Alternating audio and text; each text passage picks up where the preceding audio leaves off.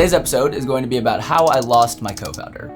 Now, before we even get into it, my co-founder is living, still one of my closest friends. His name is Kyle. I actually made an entire video on him and how we had originally met.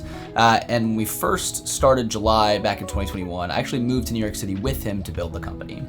And things were going well. We had just actually raised our first round of angel financing, which was a very exciting time. It was around September of 2021. We started the company in July. We had just taken on funding, and about a year prior, my dad and I had planned to go hike Kilimanjaro.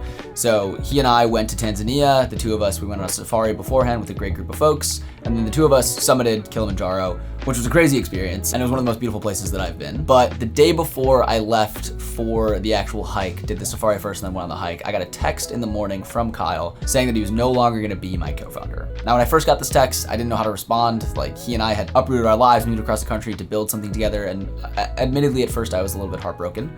And so I didn't know what to say. It was before the hike, and I thought, why don't I just go on the hike, enjoy myself, figure it out, take some time to think it through, and then respond when I got back from the actual climb. So here was the video I took when I got back, just like laying out my thoughts as I was filming everything during the early days of July.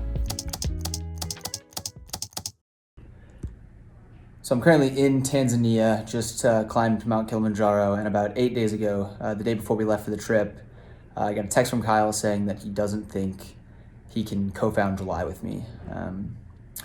So not really sure what that's gonna look like moving forward. Gonna have a conversation with him when I get back tomorrow, and then I guess we'll work it out from there. So yeah, weird times.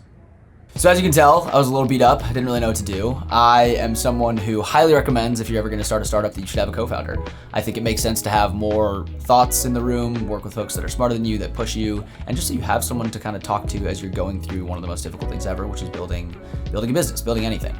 The reasoning that it happened was personal, but basically it didn't make sense for Kyle to build a startup at that time. He has now gone on to become a fantastic founder in his own right of an Andreessen-backed startup, which is so sick to watch him grow.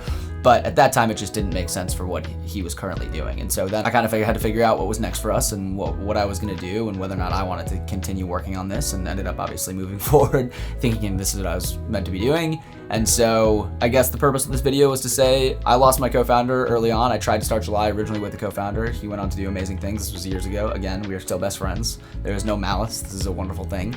Ended up working out for everyone quite well. It was the right thing. But it's a story that most people don't know about the company. I am a solo founder now. I have been for almost 4 years, and lots of learnings from that. But if I were to do it again, I think I would go with the same intention that I had in the beginning, to do it with someone else. Lots of learnings went on the road to build a startup, and this was just a fun, exciting story from back in the day where I took a video at a very pivotal moment in July's history. So hope this was exciting to watch, and we'll see you tomorrow.